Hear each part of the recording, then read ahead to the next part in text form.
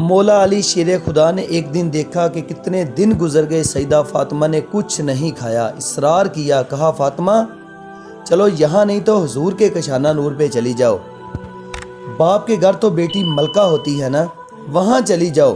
حضرت فاطمہ حضور کے کشانہ نور پہ آئیں تو بڑے ہی خوبصورت لفظ ہیں۔ بیٹوں کو دیکھ کے بھی بندہ جوان ہوتا ہے، پر بیٹیاں بھی بڑی پیاری ہوتی ہیں۔ حضرت ام ایمن کہتی ہیں میں حضور کے پاس بیٹھی تھی جب حضرت فاطمہ نے دروازے پہ دستک دی، باہر سے دستک دی، اور حدیث کے لفظ کیا ہے؟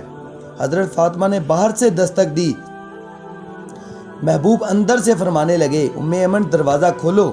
یہ دروازہ کھٹکھٹانے کا انداز تو فاطمہ کا ہے، سبحان اللہ، یہ فاطمہ ہی دروازے پر ہے۔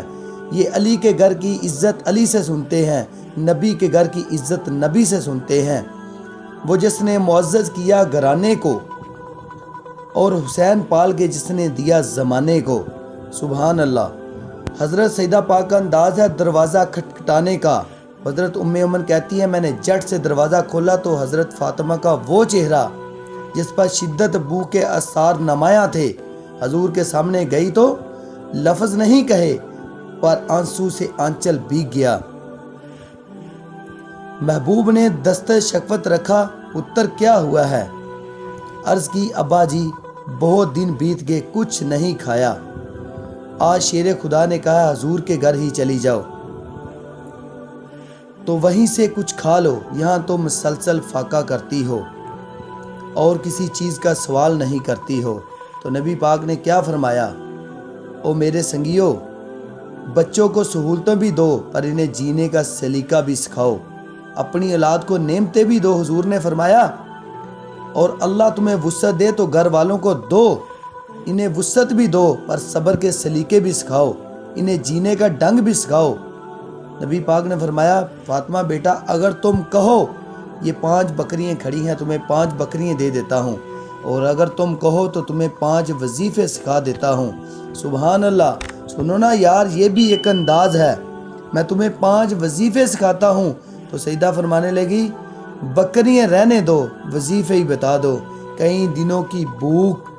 میرے بھائیو، افطار کے وقت صبح سے روزہ ہوتا ہے، ہفتوں سے نہیں ہوتا، سوائے پانی کے سوجتا ہی کچھ نہیں۔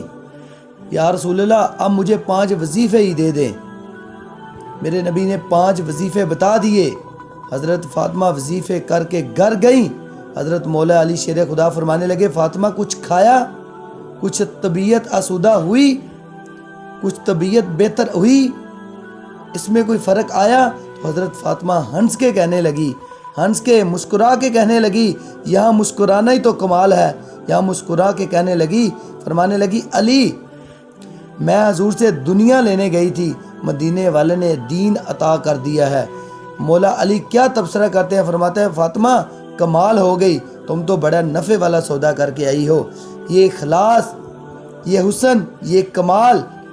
حضور نے فرمایا تمہیں وہ اعزاز حاصل ہو جائے کہ تمہاری اولادوں تک یہ بات آئے کہ دنیا کی دولت جولی میں آئے تو خوش نہیں ہونا، اللہ کا قرآن سینے میں آئے تو خوش ہونا ہے۔ سبحان اللہ۔